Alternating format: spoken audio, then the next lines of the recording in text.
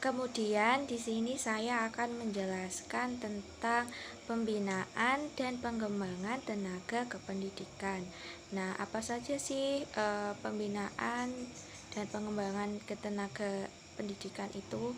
Nah, sebelumnya tujuan dari pembinaan dan pengembangan tenaga kependidikan ini untuk apa?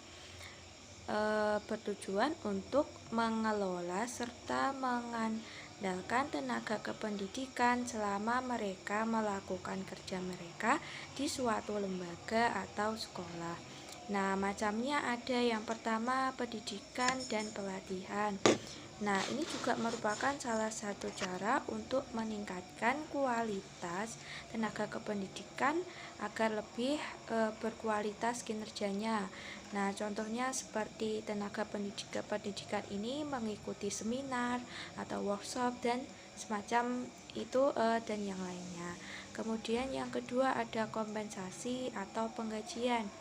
Nah, dalam kompensasi atau penggajian ini dibedakan lagi menjadi beberapa bagian. Yang pertama, tenaga kependidikan tetap yang ditugaskan oleh negara atau PNS ini akan mendapat gajinya sesuai dengan peraturan negara. Kemudian ada tenaga pendidik tidak tetap atau pegawai tidak tetap. Nah, ini akan mendapat gaji sesuai pada peraturan negara serta masa kontraknya. Kemudian ada tenaga tidak tetap sekolah yang berstatus sebagai guru bantu bagi sekolah swasta akan mendapatkan gaji sesuai pada peraturan negara serta masa kontraknya. Kemudian juga ada tenaga honorer.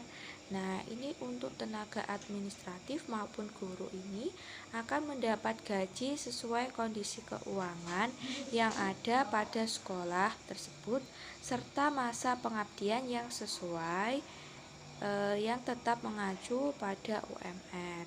Kemudian ada yang ketiga, tunjangan dan kesejahteraan.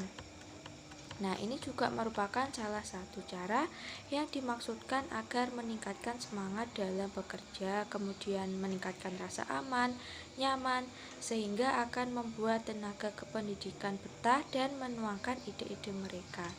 Nah, tunjangan ini berupa yang pertama ada tunjangan untuk keluarga misalnya. Nah, tunjangan ini merupakan tunjangan yang terdiri dari tunjangan istri atau suami sebesar 5% dari gaji pokoknya.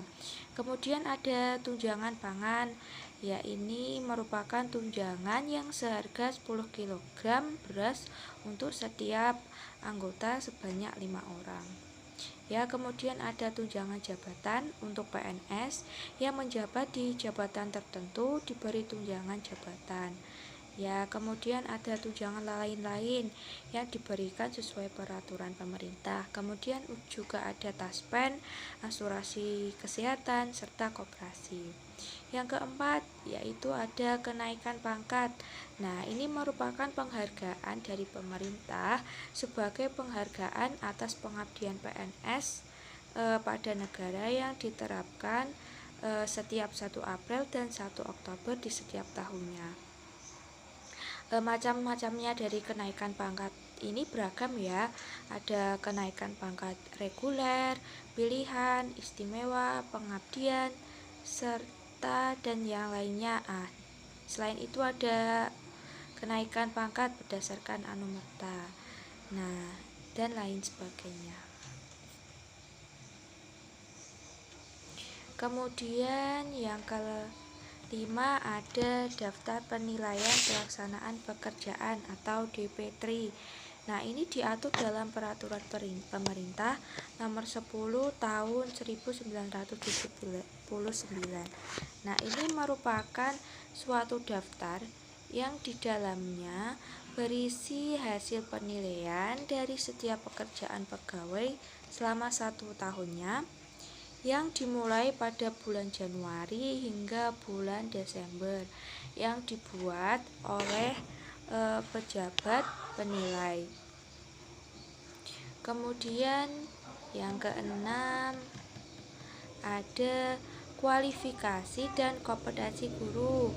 Nah, ini merupakan persyaratan minimal yang harus dimiliki guru dari guru yang bertugas di satuan pendidikan jalur formal yang mencakup kualitas akademik guru pada PAUD atau TK, ya, kemudian ada SD, MTS atau SMA, MTS atau SMP, maaf, dan SMA atau MA, serta SDLB, SMPLB, kemudian juga ada SMALB, serta guru di SMK.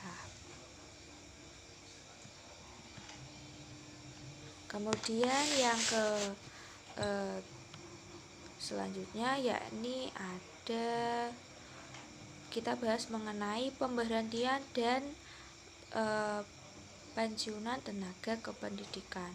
Nah, pemberhentian dan pensiunan ini adalah konsep di mana hampir bersamaan, yakni sama-sama terjadi pemutusan kerja.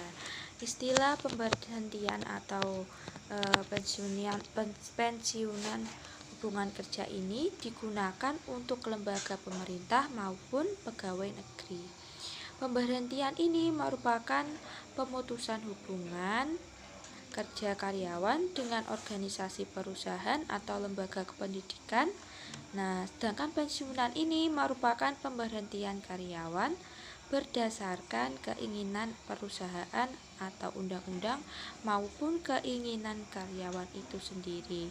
Nah, sebab-sebab dari pemberhentian atau pensiunan ini diantaranya yakni keinginan tenaga kependidikan atau karyawan, kemudian pensiun, kontrak kerjanya sudah berakhir, kemudian ada kesehatan karyawan, ada lagi meninggal dunia, serta apabila perusahaan atau sekolah itu sedang likuidasi.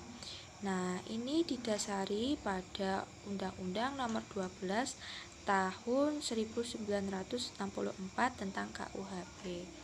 Ya, kemudian ada pemberhentian maupun pensiunan PNS ini diatur pada peraturan Perpu nomor 32 tahun 1979.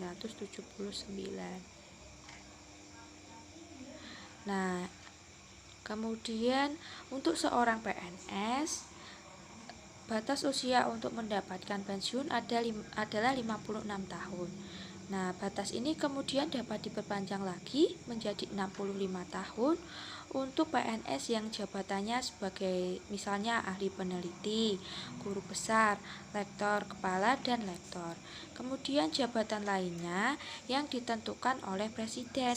Kemudian juga dapat diperpanjang sampai 60 tahun untuk PNS yang memangku jabatan sebagai Eselon 1 dan Eselon 2, pengawas, guru sekolah menengah sampai SMTA atau kepala sekolah dan pengawas. Kemudian juga dapat diperpanjang sampai 65 tahun untuk PNS yang memangku jabatan ini sebagai hakim.